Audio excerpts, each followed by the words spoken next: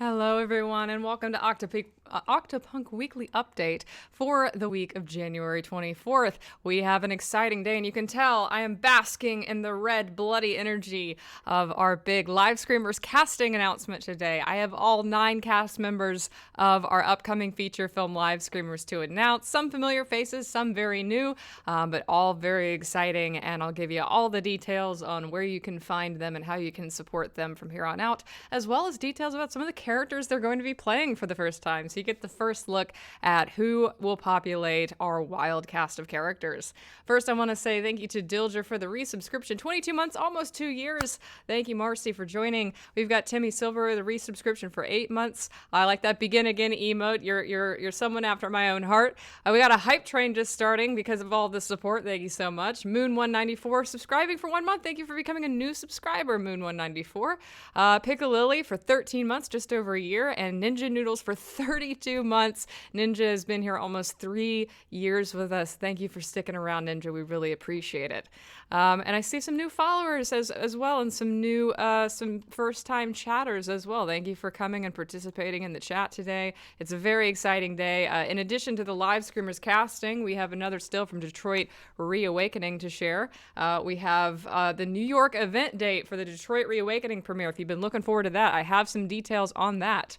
Oh, thank you, Super Silly Pants and Becky Helene, going toe to toe for the gift sub, for the gift sub record. 5 gift subs apiece. Thank you so much. Super Silly Pants has gifted 113 in the channel, and Becky Helene has gifted 96. Wow, you guys are right up on the leaderboard. Almost and over 100 gift subs total to date. Thank you so much. First time chatter from Aragon. Welcome, Aragon, as well.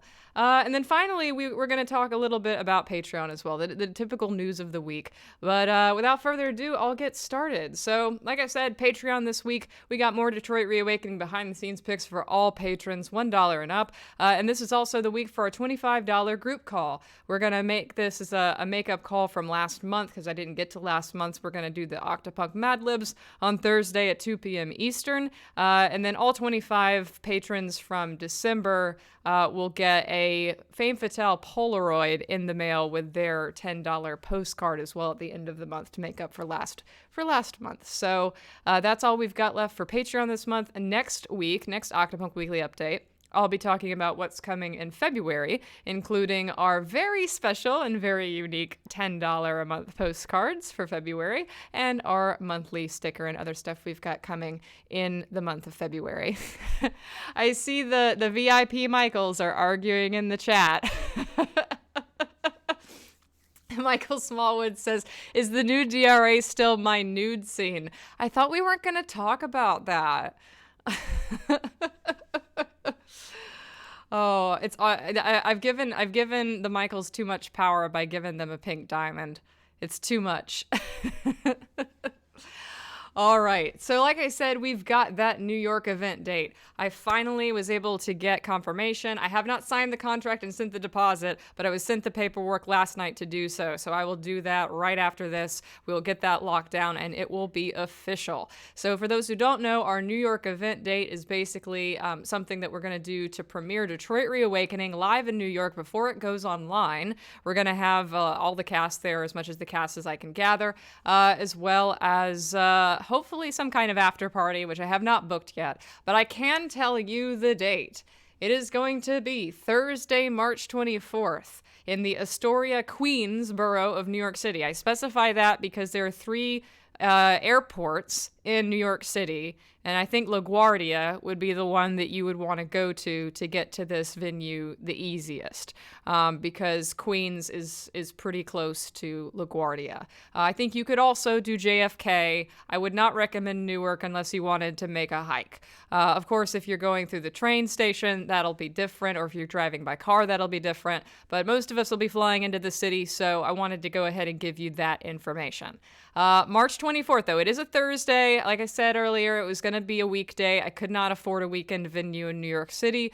And this is going to be in the afternoon from 2 o'clock to 5 o'clock. So if you can come in early in the morning into the city, you'll probably be able to get in without having to come in an extra day, a day early. But, if you want to be sure that you can make it, I would say maybe come in a night early.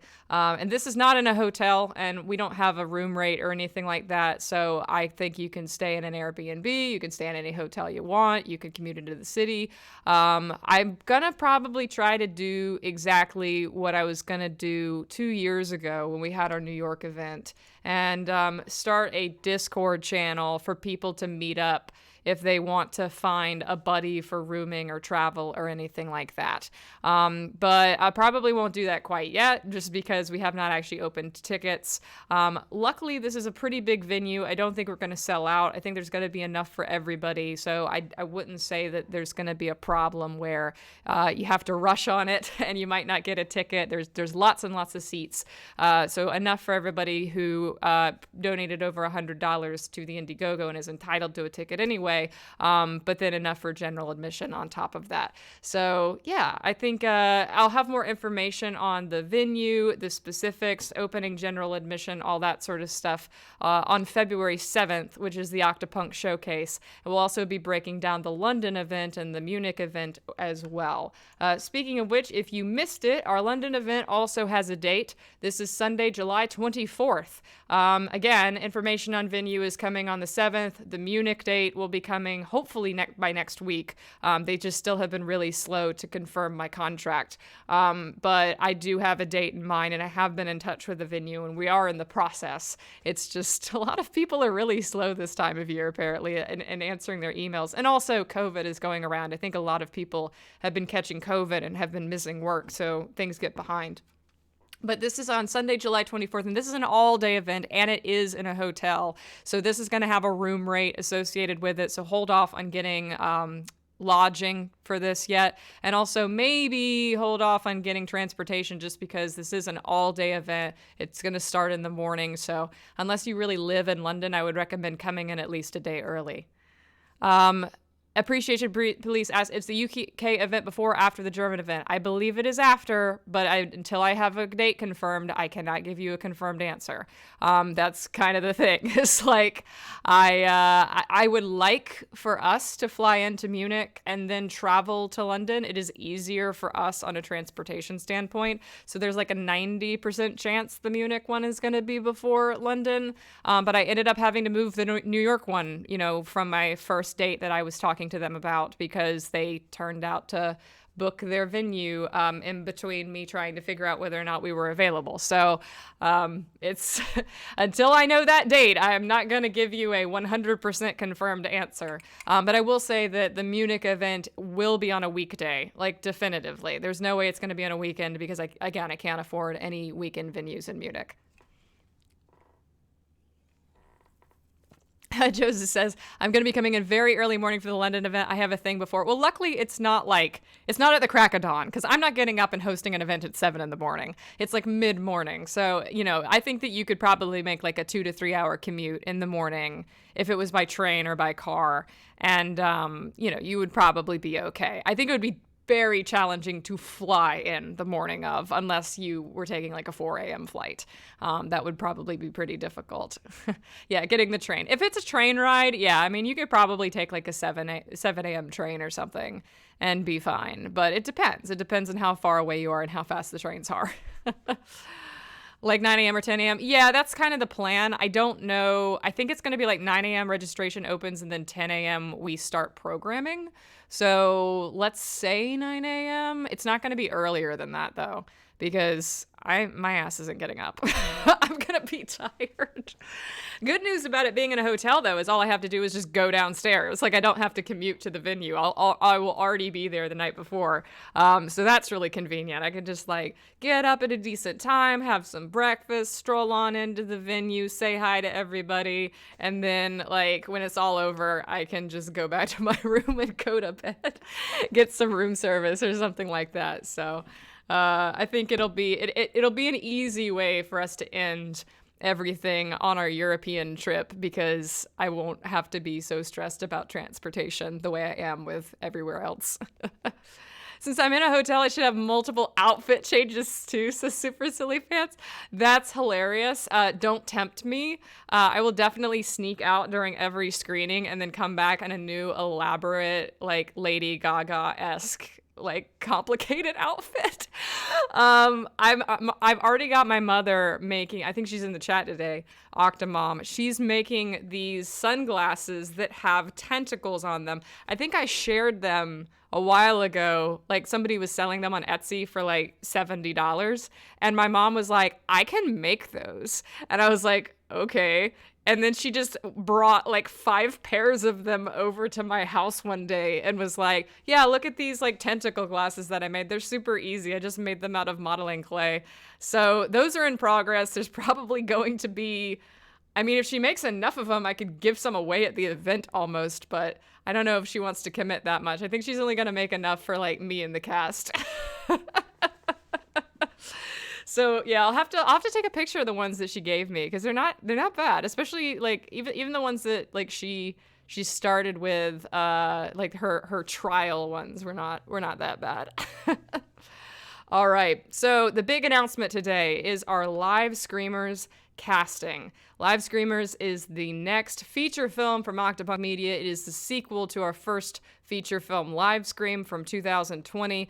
For those who haven't seen Livescream, the entire premise of this series is found footage on Twitch. So essentially, you have Twitch streamers and YouTube streamers that get embroiled in playing a haunted game that kills people when you die in the game. It's sort of like Stay Alive, with the execution of a movie like Host or Unfriended, where you're just seeing the screen capture. While Livescream was a single-player experience, Livescreamers is a multiplayer experience, and we have an ensemble cast of 9 lovely people to bring together this chaotic crew to life. So first up, you know him, you love him, leading the cast as the main character of Livescreamers is Michael Smallwood as Nemo. He's got the handles there, but you know where to find him. And he's in the chat today, so give him a big props and big hug for this. I'm very, very excited to work with Michael as always. He's my MVP. We also realized that this is going to be our 10th time working together, which seems outrageous. He didn't believe me at first, but I rattled them all off, and he was like, well, damn, I guess it's been 10 times.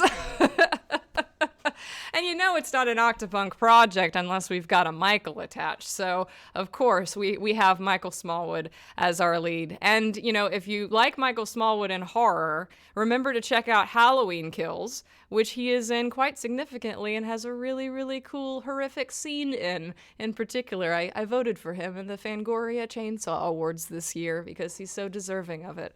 So that's how you can get your Michael Smallwood horror fix before this comes out. Next up, we've got, we're sort of introducing, I think, Naomi Sanchez as Lucy. Naomi is a brilliant 18-year-old actor from here in Charleston.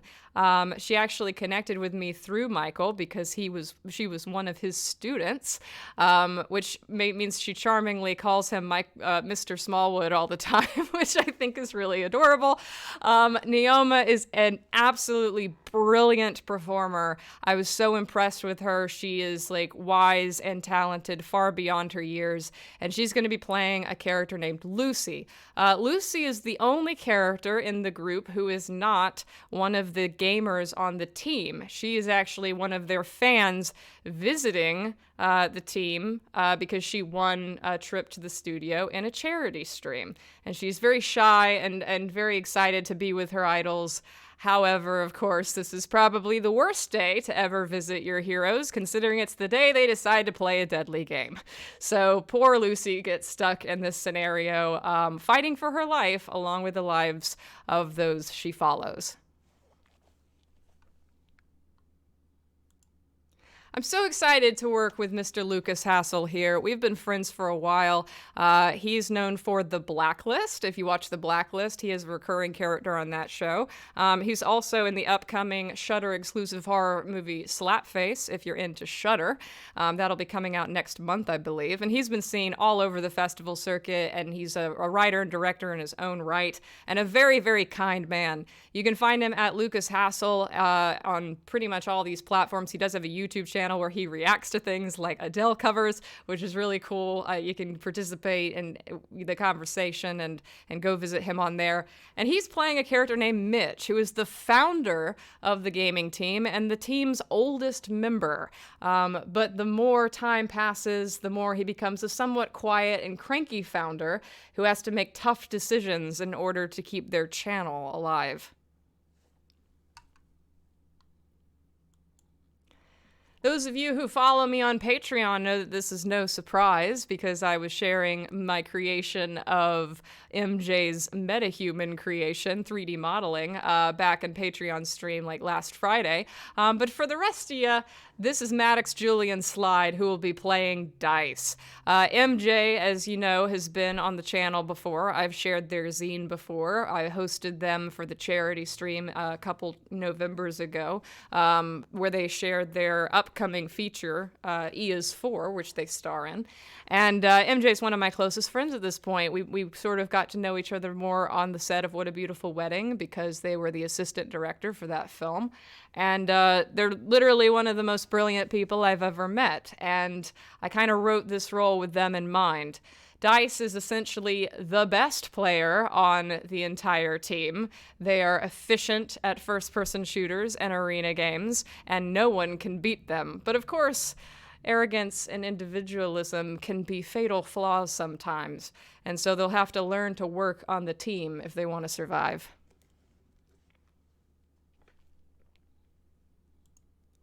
This is Evan Michael Pierce, a newcomer to Octapunk. He's playing Davey. Davey is a little quirky because he's the only player who is not actually playing. He is spectating within the same webcam of somebody else, which I'll get to in a second. Evan is a hilarious comic actor. You can follow him on YouTube at Evan Michael Pierce. I strongly recommend you check out his incredible web series, Every Movie on My Shelf, in which he reviews every movie on his shelf, but the reviews are intercut with the shelf demonically demanding and holding him at gunpoint, essentially, to do the reviews. It is a hilarious eldritch horror comedy, and his comic timing as both a writer, director, and performer lent itself very, very well to his audition for Davey. Yes, and he's a little bit of a Michael, sort of a Michael, a half Michael, but he is known as Evan, at least. So I don't have to call out Michael on set and have multiple people answer like Fame Fatale. But yeah, Evan's a lovely person, very, very sweet. You can follow him on Electromagnetic Pierce at Instagram as well, or Pierce Evan on Twitter, where he has lots of opinions about film, much like myself. Now, I mentioned that Davey is the only character who spectates on somebody else. And the person that he spectates on is named John.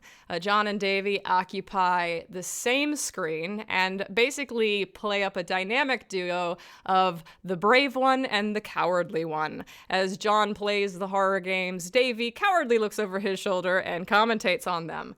John's an intelligent and driven gamer with a heavy Boston accent, and he and his best friend Davey both share a webcam as John plays and Davey spectates. And of course, yes, this is Christopher Trindade. You know where to find Chris on Trindabago at Twitch, Twitter, and Instagram.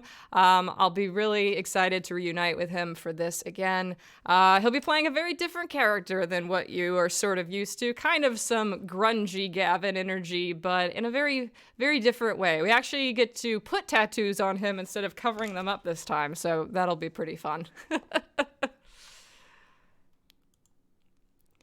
This is Anna Lynn, who will be playing Zelda. You can find her on Instagram at @NilAnnaWafers. Anna is a comedian and theater actress from here in Charleston. She got connected to me through Michael James Daly, who recommended her, and I really was interested in having her on Ships and Giggles at one point, but we couldn't work it out due to scheduling that one time. But I'm excited to actually get to have her in an Octapunk project. Zelda is a hardcore gamer girl. She's so hardcore that her parents even named her Zelda, much to the chagrin of her. She often gets people doubting her gamer cred. She's a bubbly persona of positivity, although she does get pissed when people accuse her of being a fake gamer girl. Appreciation pleases. She looks so likable and sweet. She does seem very, very likable and sweet. She has been very, very lovely so far, and I can't wait to bring her aboard.